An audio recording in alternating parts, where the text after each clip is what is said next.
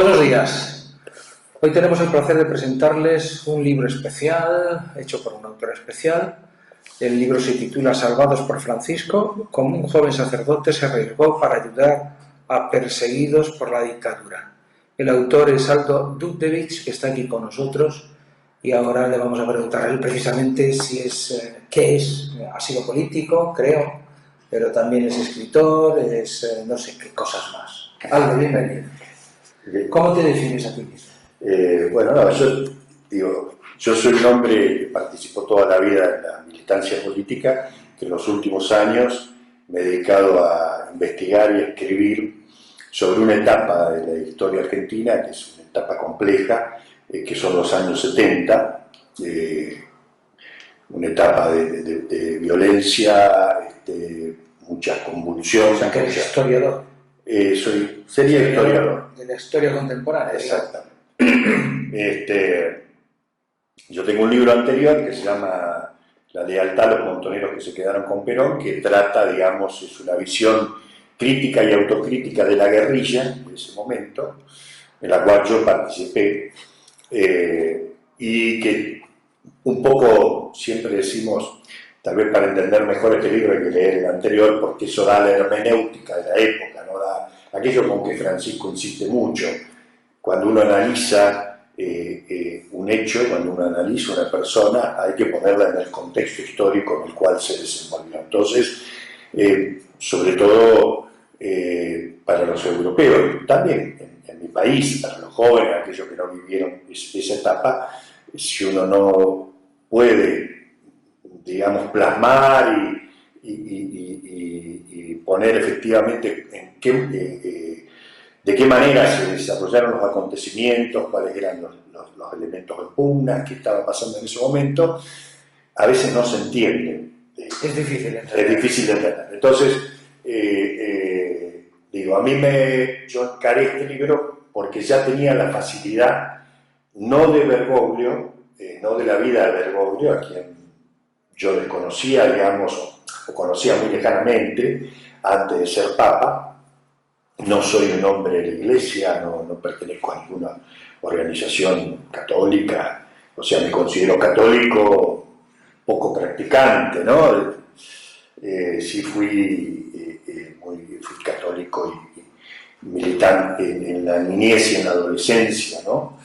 Con aquello del Vaticano II y bueno, la iglesia del tercer mundo, así que imbuido de esas ideas. Por eso fue que este papa, cuando anuncia que él quiere una iglesia de los pobres y para los pobres, entonces digo, ¿qué pasó acá? Y empiezo a mirarlo y empiezo a observarlo. Y bueno, luego en Argentina hacía años que se venía desarrollando una campaña, un periodista era nada más, pero esto, periodista de mucho prestigio, y esto lo repetían otros medios. ¿Cómo se llama? Horacio Berbisky, que es el único que tomó, digamos, este tema de una acusación contra Jorge Bergoglio, diciendo que Jorge Bergoglio habría sido colaborador simpatizante de la dictadura, que había tenido que ver con la detención de 2 sacerdotes jesuitas, y como él nunca se defendió, él nunca quiso contar estas cosas. Que esa historia incluso circuló en el precónclave para desautorizar la eventual candidatura de Bergoglio. Pero había circulado ya en el 2005, y fíjate que circuló cuando eligen a Benedicto, hay también un dossier con esta información que manda justamente los obispos de ultraderecha de Argentina, Monseñor Aguer, y un tal Caselli, que era embajador en el Vaticano, que eran los sectores más de derecha, son los sectores de derecha de la Iglesia argentina. Ellos usan una acusación que se le hace desde la izquierda, digamos, pero para tratar de evitar desactivar la candidatura de Jorge Bergoglio. Ya en el cónclave de Benedicto. En el cónclave de Benedicto ya había sucedido esto. Bueno, esto... O sea que en el fondo lo que pretendes no explícitamente, es desmontar las falsas acusaciones. Desmontar una calumnia, y si alguien me pregunta cuál es la motivación que a mí me llevó, es la indignación ante una injusticia nada más. Digo, no era, ahora sí lo conozco y no digo que soy amigo, pero sí tengo un trato bastante... Por cierto, acabas de estar con él. Acabo de... Sí, ¿Cómo lo has encontrado? ¿Cómo lo has visto? Bien, él está muy lúcido. Yo lo noté, claro, estaba volviendo del viaje de África, y este hombre tiene una actividad tan intensa que, digo, si yo con mi edad hiciera la actividad que hace él, no sé cómo estaría. Por eso yo estuvimos con él cerca de una hora, con mi mujer, tipo 4 de la tarde, si nos atendió. Por ahí lo notaba un poco cansado, pero muy lúcido, muy animoso. Nos reímos varias veces en la charla, y con convicciones muy firmes, y con cosas como lo que hicimos fue repasar algunas cosas. ¿Qué te dijo? ¿Le entregaste el libro? Sí, yo ya se lo había dejado, él ya lo había leído el libro, al punto que cuando el 24 de marzo, que es la fecha que nosotros conmemoramos el golpe de Estado de la dictadura militar de 1976, yo hice una presentación del libro en la CGT, en la Confederación del Trabajo de Argentina, y él me envió un mail y una carta muy conceptuosa, muy linda, sobre el libro, refiriéndose al libro. O sea, que al final está agradecido también de que desmontes esa calumnia que decía, me imagino. Él básicamente, digamos, siempre lo plantea siempre se plantea desde mucha humildad.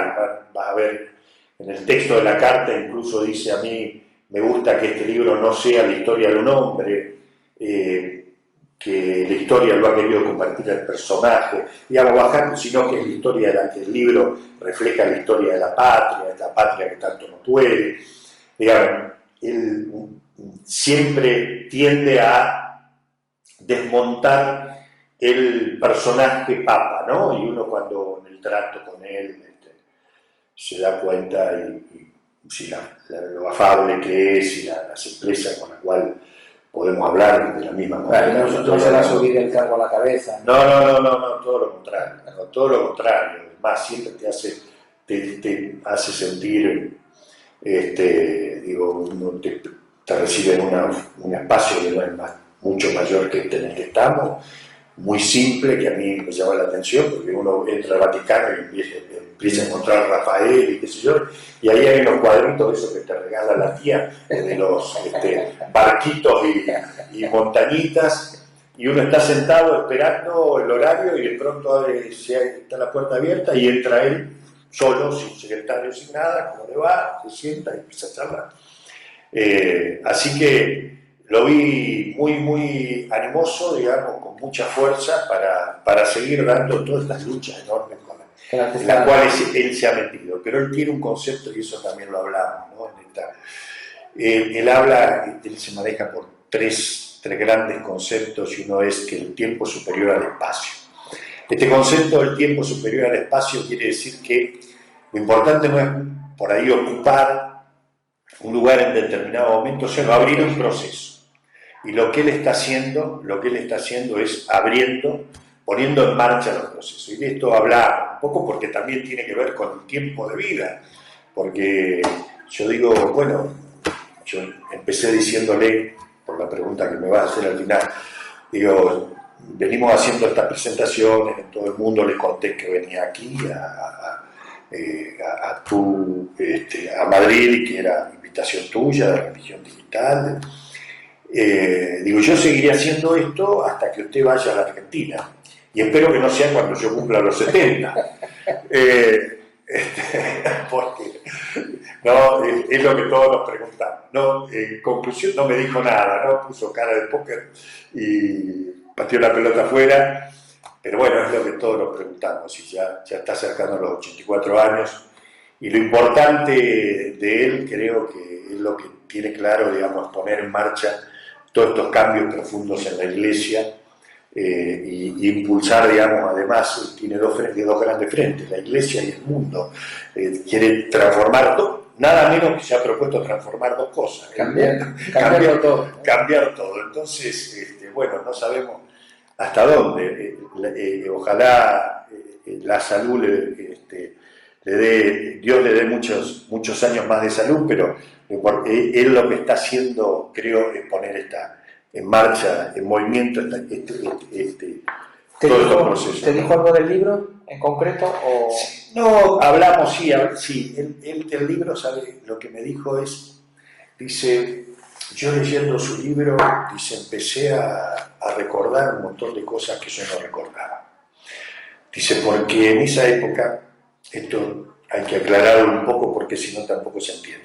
Cuando uno vive épocas de represión, de clandestinidad, digamos, lo que hace es tratar de borrar de su mente nombres, direcciones, lugares, sitios.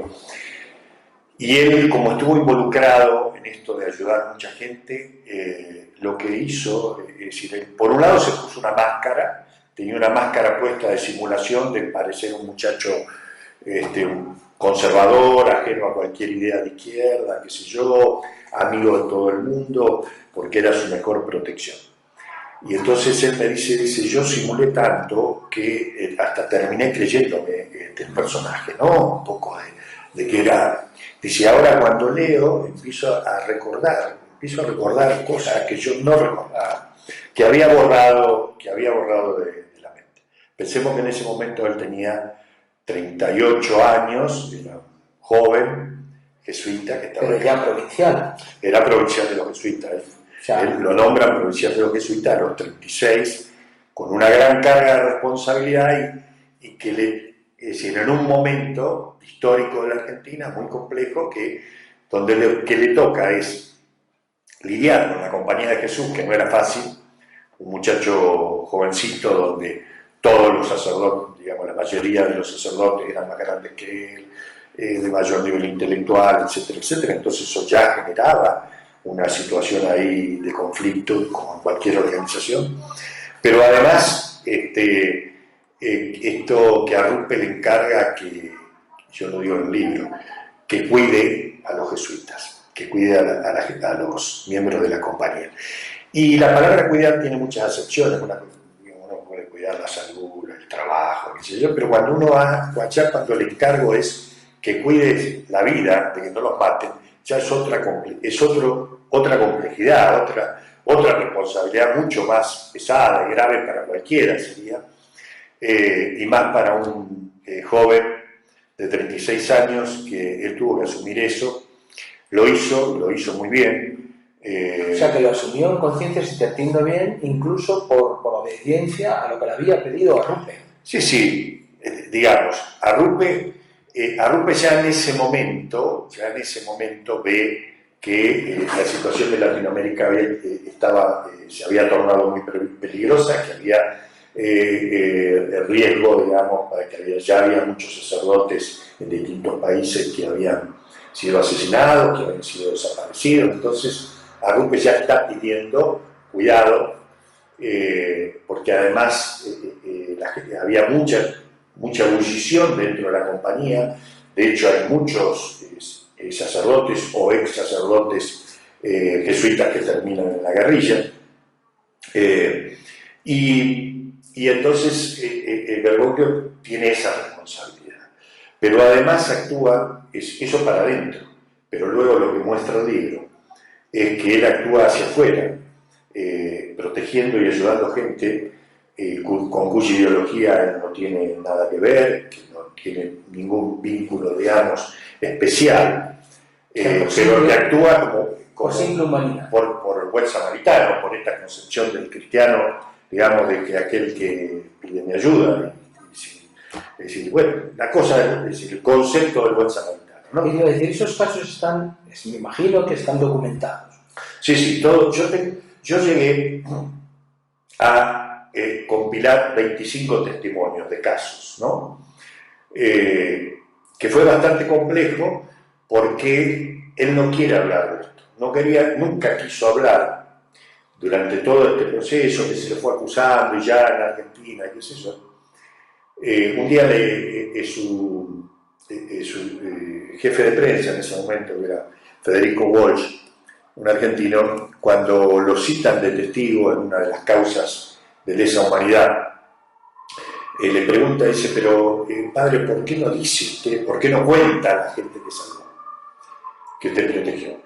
Y Bergoglio le dice en ese momento, y estamos hablando de esto del año 2008, diría por ahí, él dice, no, yo no voy a contar, si aquel a quien yo ayudé no lo dice, yo no voy a decir nada. Es decir, el concepto de la misericordia cristiana, que de tu mano izquierda no se te lo que das con la derecha, el hombre tenía a Dios de testigo y no quería comentar.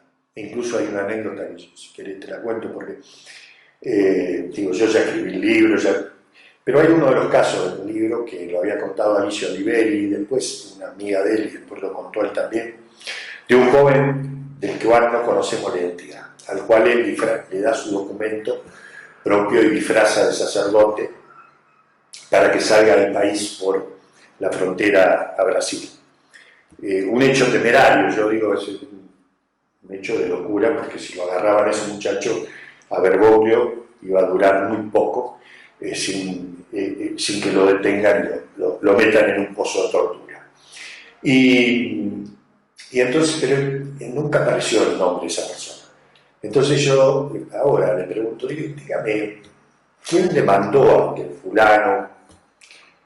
Y él me dice, no, yo sé quién es, pero no se lo voy a decir a usted. No, bueno, yo no se lo había preguntado tampoco, pero digo, al día de hoy yo ya escribí el libro, estábamos en una charla privada, pero sin embargo él sigue con esa conducta de que si aquella persona al que ayudó no lo dice, él no lo va a decir, ¿no? O sea, ¿cuántas personas se puede decir que salvo? De los que tú conozcas. Bueno, a ver, por eso digo, yo tengo acá 25 casos, que son todos casos diferentes, están entre las personas que él, hay muchos sacerdotes, digamos, o algunos laicos vinculados a los jesuitas, que él escondió o le pidió o le dijo o les avisó oportunamente, mirá, tenés que ir del país en este momento, y se ocupó de conseguirle por dónde había que salir, o conseguirle un pasaje, o conseguirle un documento, qué sé yo, o escondió.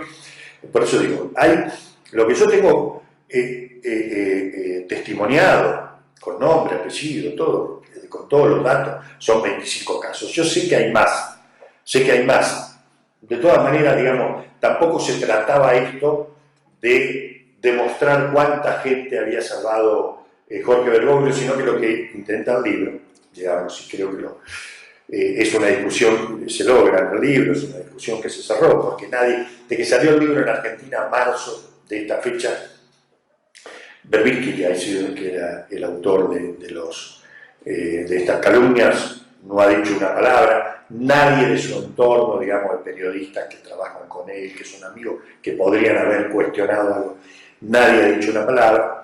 Creo que esto está cerrado. O sea, acá lo que yo intentaba era demostrar que no fue colaborador de la dictadura, no que fue Schindler que salvó 1000 judíos. No era esa la intención. Era decir, momento, porque tampoco era una competencia de ver quién salvaba más gente. ¿Y eso ha quedado comprobado? Eso está absolutamente comprobado. Eso está absolutamente comprobado. No hay ninguna, digamos, no hay ningún elemento yo investigué primero los 25 casos, pero luego investigué en profundidad por qué son detenidos, secuestrados, liberados. Posteriormente, estos dos jesuitas solamente están 4 o 5 meses secuestrados. ¿Te refieres a Yalix y Giorgio y Yalix, exactamente. Y también está muy claro, digamos, cuál fue la razón por la que ellos caen lamentablemente, y no tiene nada, es decir, donde Bergoglio no tiene absolutamente nada que ver, sino que por el contrario, yo digo, algunos dicen, bueno, no, pero no fue solo la gestión de Bergoglio.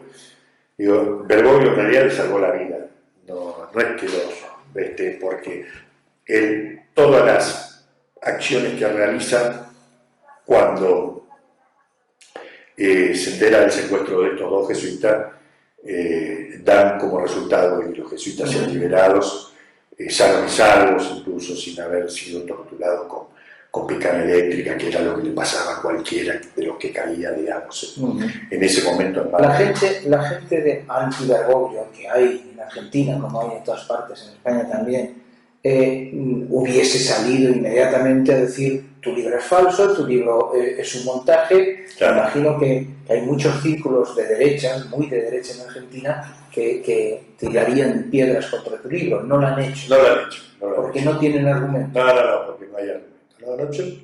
Yo he sido muy...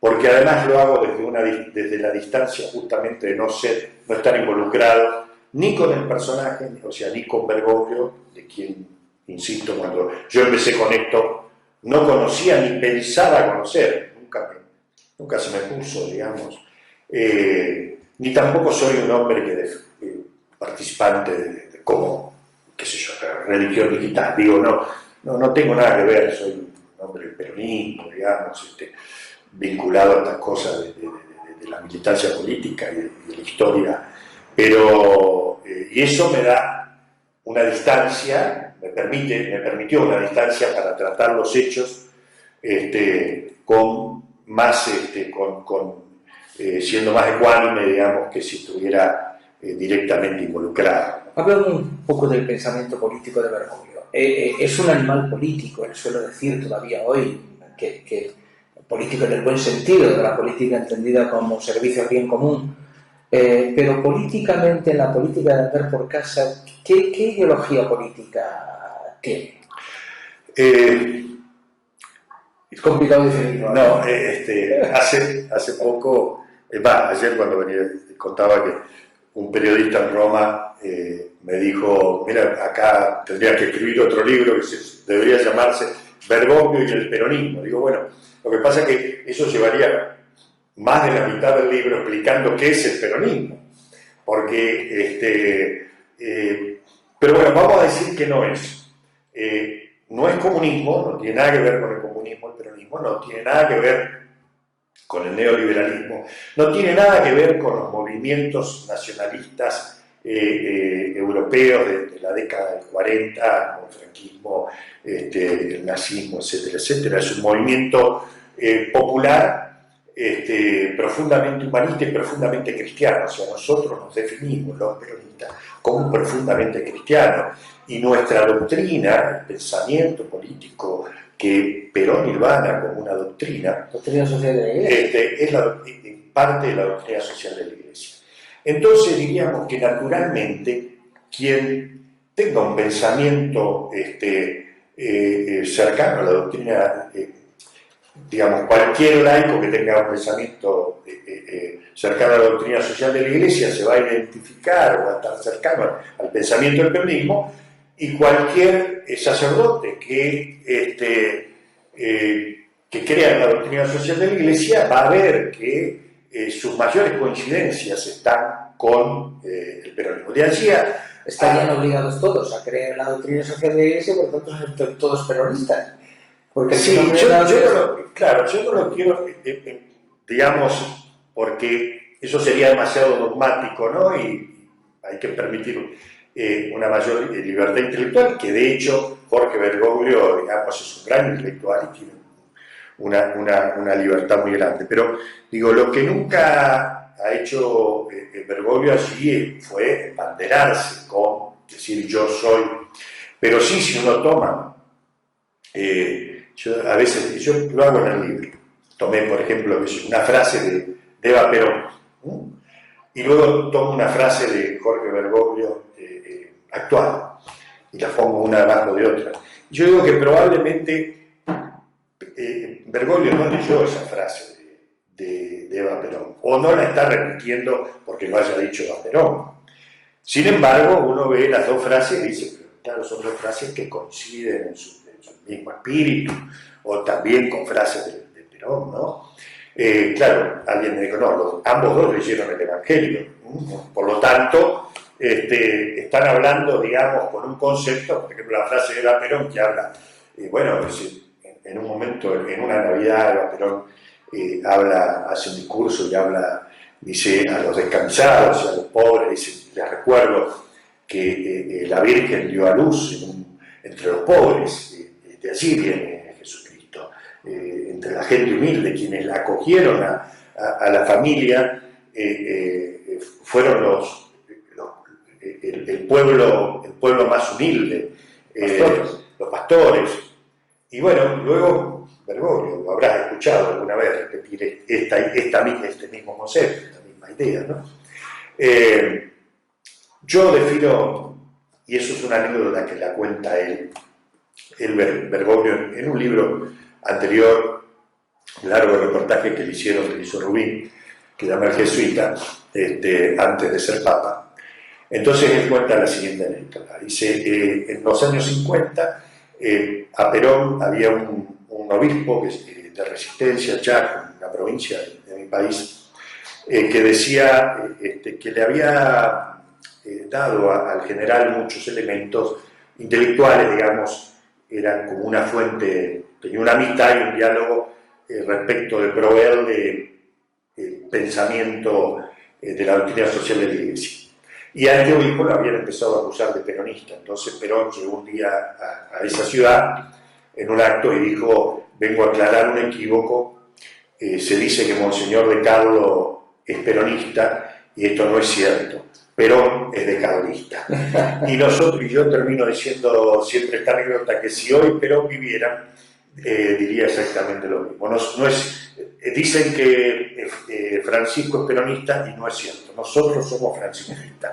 Es decir, los peronistas no podemos dejar de identificarnos con lo que dice Francisco cuando él hace la Laudato Si. El primer líder mundial que en 1972 empieza a hablar del problema del medio ambiente ecológico, manda una carta a las Naciones Unidas sobre la problemática del medio ambiente, cuando ninguno de nosotros en ese momento se nos pasaba por la cabeza que podía haber el problema del agua, es Perón. Y uno toma, es decir, el concepto, además de Perón, del medio ambiente, que dice...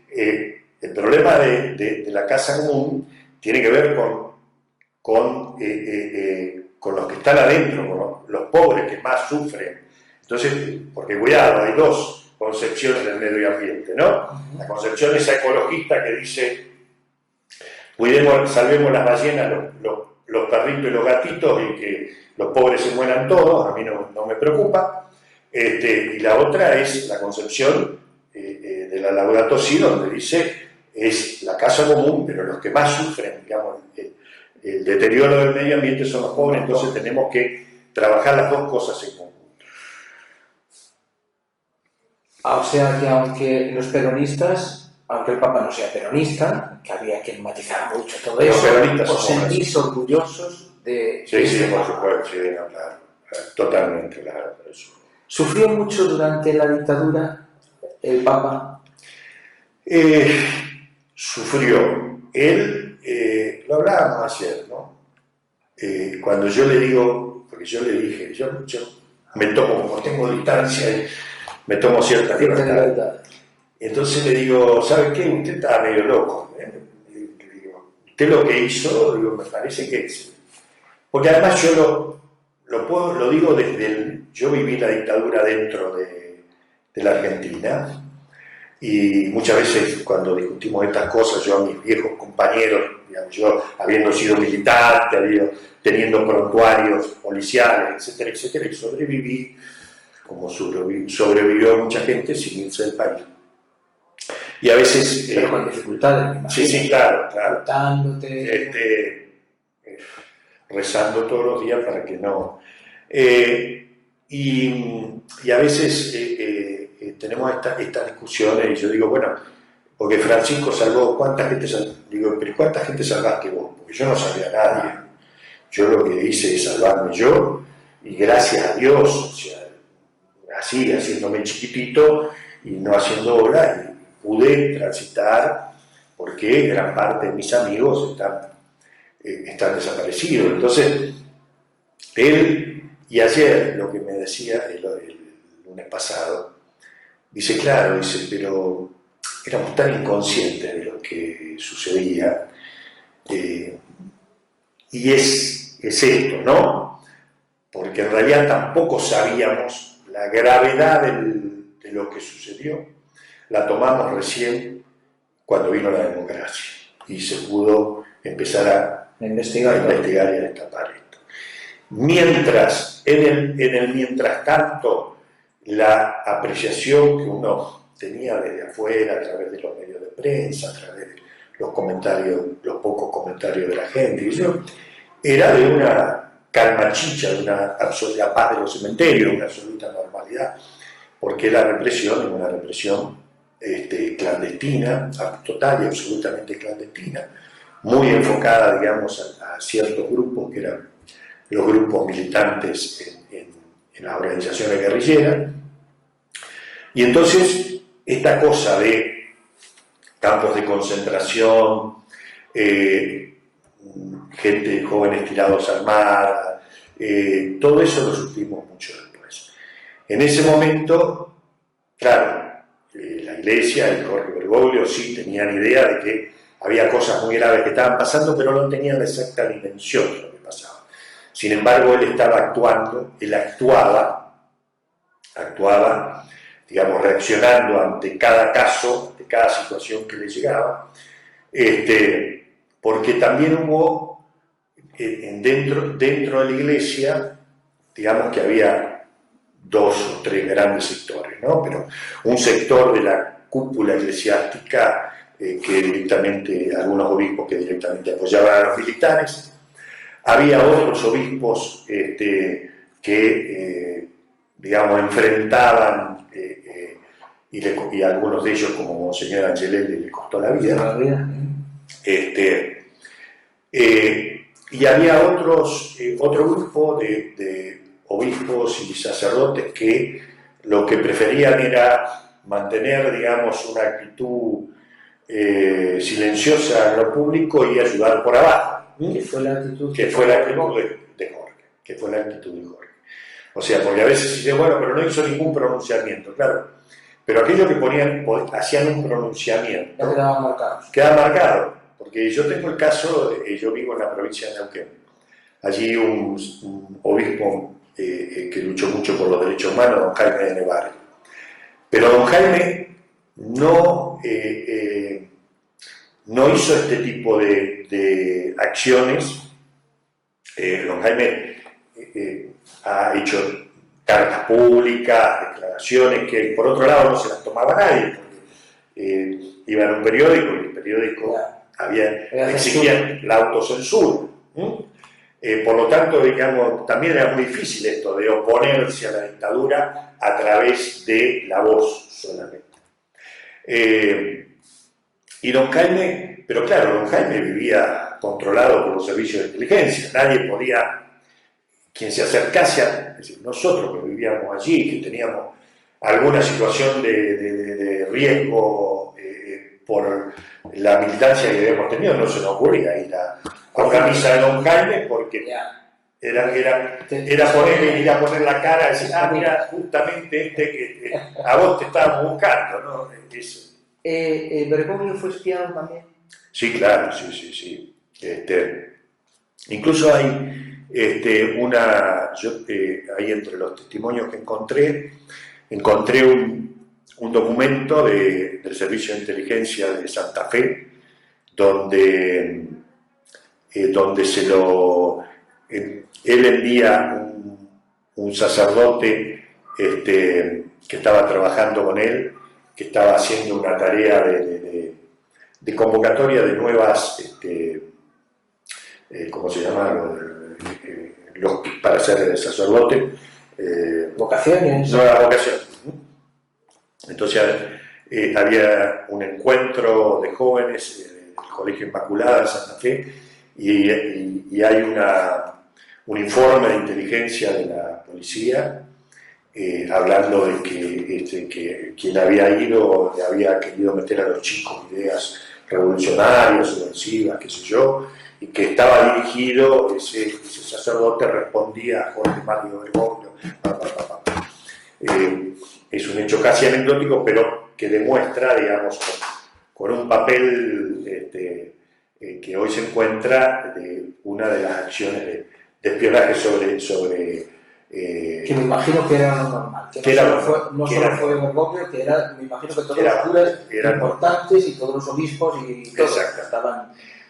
Las heridas están cicatrizando, ¿crees tú, en su corazón, en vuestros corazones, los que habéis vivido esa época de la dictadura? ¿Cómo se cierra eso? Es difícil de cerrar.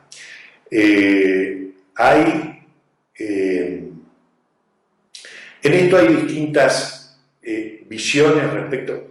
Digo, primera cosa que deberíamos aclarar: esto no fue la Guerra Civil Española. O sea, yo no tengo nadie, ningún vecino, ni nadie dentro de mi familia que haya estado en el bando republicano, en el bando franquista, con el cual tengamos, digamos, tú hayas tirado tiro para este lado, yo he tirado tiro para aquel lado. Esto no existe, por lo tanto... Se pareció más a la época posterior, a la dictadura que también se vivió después de la guerra, se vivió una dictadura. La dictadura que vivieron.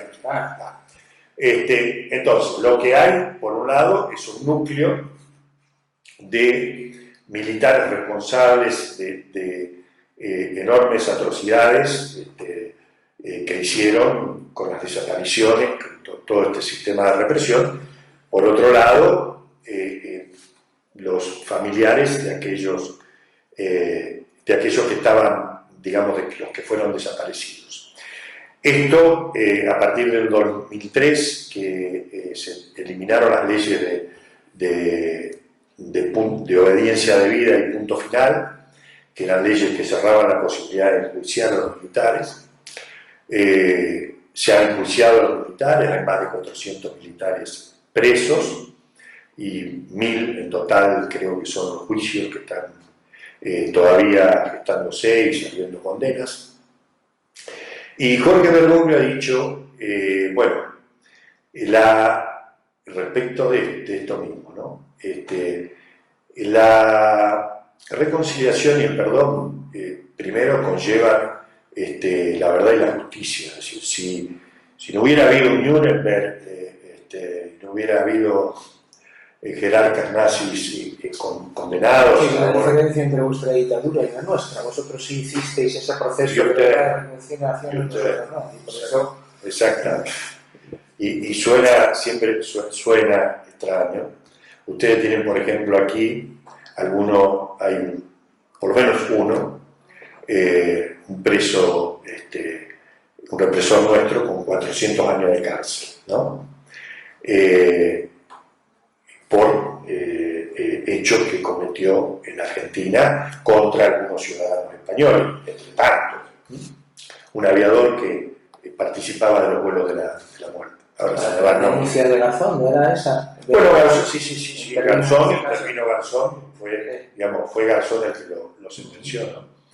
Y claro, ustedes no tienen a nadie de los de ustedes, ningún español. Sin embargo, te cuento otra cosa. Hay españoles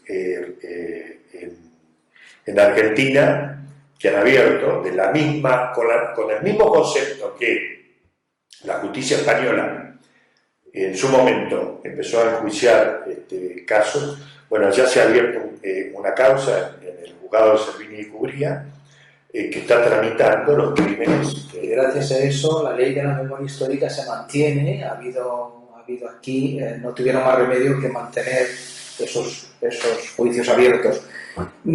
¿Cómo te imaginas el cara a cara de Bergoglio con Videla?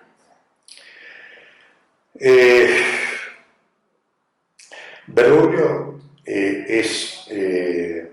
tú dijiste, es un político, es un animal político, es un hombre,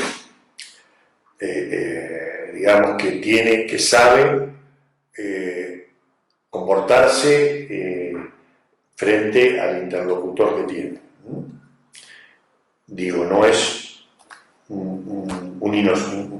un inocentón que pueda ir. Así que yo imagino que él ha tenido, digamos, porque él tuvo dos entrevistas con Videla y dos entrevistas con Macera. Fue más duro con Macera. En el caso de Videla, él fue la primera vez a entrevistarse, a pedirle por los dos jesuitas que tenían secuestrado. Videla siempre respondía lo mismo, decía, no sé, no tengo idea qué puede pasar, tomo nota. Así que esa primera vez se fue diciendo, bueno, algo hará. Ya la segunda vez él comete una temeridad, de la que yo digo que cometió en esta etapa. Videla iba a una misa en Campo de Mayo, que estaba cercano a San Miguel, donde él estaba. Entonces él hace enfermar al cura que tenía que ir a dar la misa, le dice que se enferme, y va él a darle la misa, para a la salida de la misa agarrarlo a Videla y decirle, yo quiero que usted me libere. Eso ya ha sido un acto temerario, mucho más pesado, violento, digamos, agresivo, si se quiere. Y con Macera, él cuenta más, le habló de Macera, que también la primera vez va a verlo a Macera, era el jefe de la Armada y era el arma naval, los que tenían secuestrado a los dos jesuitas. La primera vez también Macera le dice, no sé, voy a tomar nota, que si yo no sé qué pasará. Y la segunda vez él va ya y le dice, yo sé que son ustedes los que los tiene la Armada, y usted me tiene que liberar y ya se va, digamos, fue a los gritos la reunión, subiendo el tono, dando un golpe en la puerta. Es un hombre de carácter muy fuerte, es un hombre que si le cae bien y te va a ser el mejor de tus amigos, pero si es un hombre que te tiene que castigar, que cruzar. Bueno, digo, es lo que se necesita para vivir en la selva vaticana, ¿no? Una selva donde está llena de cosas extrañas. ¿Está saliendo adelante en esa selva? Que es dura también. Es dura. ¿Tú crees, visto desde fuera, tú crees que ese cambio que está promoviendo en la Iglesia y en el mundo, algo se está notando? ¿Hay algún proceso de esos abiertos que digas, oye? Yo no, honestamente no tengo tanta información de qué es lo que pasa en el Vaticano. Sé que, pero sí tengo algunos sacerdotes, obispos de allá de Argentina, ahora trato a raíz de esto.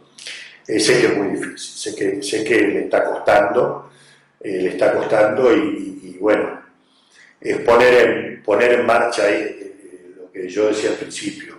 Lo que vemos es que él está tratando de poner en marcha procesos, pero sobre todo la burocracia. Alguien dijo, bueno, es la última corte que queda en Europa, la Corte Vaticana, ¿no? Y romper esa corte. Los políticos tampoco van a la zaga en la resistencia, es decir, desde Bolsonaro hasta Trump, hasta Stilbano. En Europa los polacos no le pueden, Orbán, el húngaro, Salvini, el italiano hasta ahora tampoco. Es decir, ahí hay unos políticos resistentes a lo que significa el Papa, ¿no?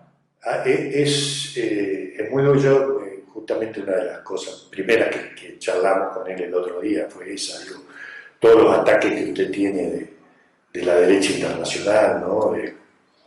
Hablamos del caso Bolsonaro, él habló de Stilbano, dice un nombre de la derecha católica, en enorme cantidad de dinero, lo que hace es poner dinero en todos lados para hacer campaña, tratar de destruirme.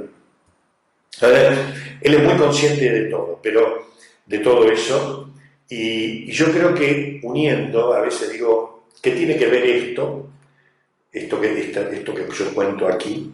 Que 40 años detrás, un muchacho, casi un muchachito, que había pasado gran parte de su vida, digamos, dirigiendo ejercicios espirituales, y tiene que lidiar con una dictadura como la de Videla y Macera, con el Francisco de hoy, ¿no? Bueno, tiene que ver, creo, por un lado su decisión, su firme decisión, y por otro lado su valentía, ¿no? Sí, bueno, no le tembló el pulso. Él en ese momento no le tembló. Él sabía lo que tenía que hacer y no le tembló el pulso en ningún momento para hacerlo. Siguió adelante poniendo en riesgo su propia vida. Hizo todo lo que tenía a su mano hacer. Y hoy está, digamos, sigue siendo el mismo. Es decir, sigue siendo ese mismo poder de decisión. O sea, yo recojo en el libro una nota que hizo Leonardo Boff, el teólogo brasileño, que dijo ya hace rato, hace unos años, cuando Francisco fue elegido, dice: yo si fuera argentino sacaría una guardia suiza y mandaría una guardia argentina, ¿no?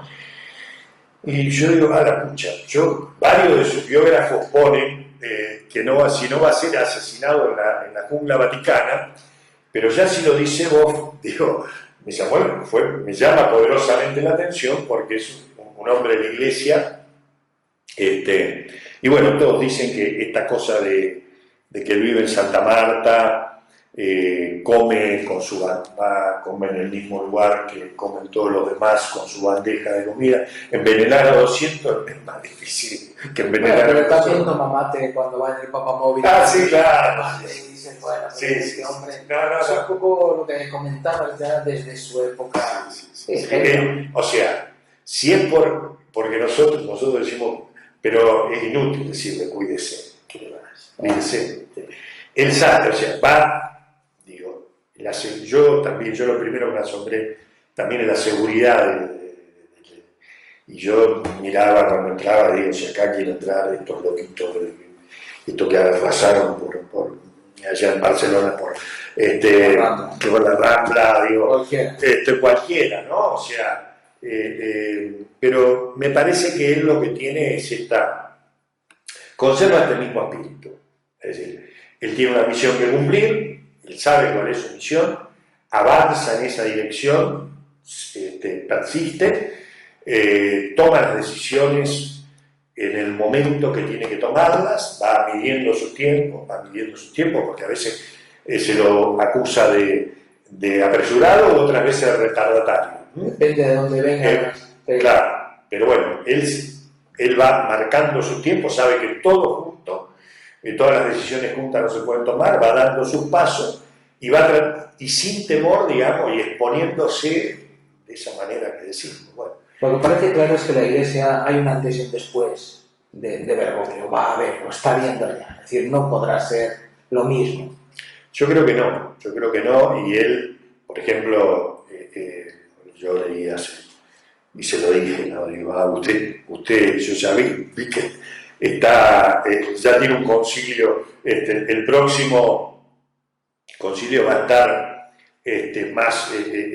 ya ha ido nombrando cardenales. Perdón. Es que yo no soy. No tengo el lenguaje. Sí, en realidad yo pienso cuando yo veo esto, pienso en el Congreso del peronismo, ¿no? Nosotros en el Congreso nos fijamos de cuántos votos vamos a tener, y claro, ha ido nombrando cardenales. ¿Y qué te dijo del cónclave? Que sí. Claro, porque él me dice... El proceso tiene que continuar. Él me dice, claro, porque antes, dice, acá Benedicto, dice un poco, él se encargaba de las cosas grandes, pero dejaba a Bertone que maneje todo el tema de la designación, y había muchos cardenales italianos que se iban. Dice, bueno, yo ahora he empezado a buscar cardenales de otros lugares, y claro, sí, efectivamente sí. ¿Va a volver a Argentina? Vamos terminando. Y nosotros esperamos que está anunciado, ¿no? Está prácticamente anunciado. Sí, ¿no? Lo que pasa es que, bueno, en Argentina había una situación muy especial con el tema del gobierno de Macri, que está terminando, que era un gobierno que no se llevaba bien con Francisco, donde tenían un banner propio, digamos, que decía cuántos votos tiene el Papa. No nos interesa, hay que pelearse con el Papa porque eso no suma votos a nosotros. Y además vais a ganar las elecciones. Todas las encuestas dicen que los peronistas... Sí, por eso, acaban de perder, ¿no? El que decía cuántos votos tiene el Papa, acaba de perder la elección. Durán Barba, que era el ecuatoriano que asesoraba a Macri, ya perdieron las PASO y ahora van a perder por más amplitud todavía. Así que, digamos, estos 4 años de Macri era un sitio, Argentina no se presentaba con las condiciones políticas y el clima político para que Francisco vaya, y por eso creo él eludió, digamos, este tiempo. Y bueno, ahora viene un tiempo nuevo, viene un tiempo donde efectivamente va a ser, digamos, el nuevo gobierno va a estar alineado dentro de la política que Francisco lleva adelante en el mundo y tiene toda la posibilidad, digamos, de ser recibido como corresponde en su tierra. Así que bueno, esperamos. Pero de todas maneras él no dice... No dice nunca, no asegura, claro, lógicamente. ¿Tú crees que al final, si decide renunciar por alguna causa, porque ya lo dijo, además si me veo incompetente, haré lo mismo que Benedicto, que se retiraría a Argentina o se quedaría en el Vaticano? Eso sería, nunca lo pensé, pero bueno, probablemente. Él quiere mucho a su tierra, quiere mucho a su país, ¿no? Y probablemente, digamos, no haría lo de Benedicto, sí. Te diría que sería para allá. ¿Sería para allá? Sí, no haría lo de Benedicto. Si él renuncia, yo no creo que renuncie, creo que va a morir. Con las botas puestas. Va a morir con las botas. Él dijo una frase, se lo dijo un amigo que me dice, dice, yo me voy a ir cuando todo sea irreversible. Y tiene esta palabra. Cuando todo sea irreversible, que no pueda dar marcha atrás, que el proceso no se pueda troncar. Exactamente. Cuando tú, viste, me pareció una definición extraordinaria eso, ¿no? Es decir, que cierra todo. Es decir, el hombre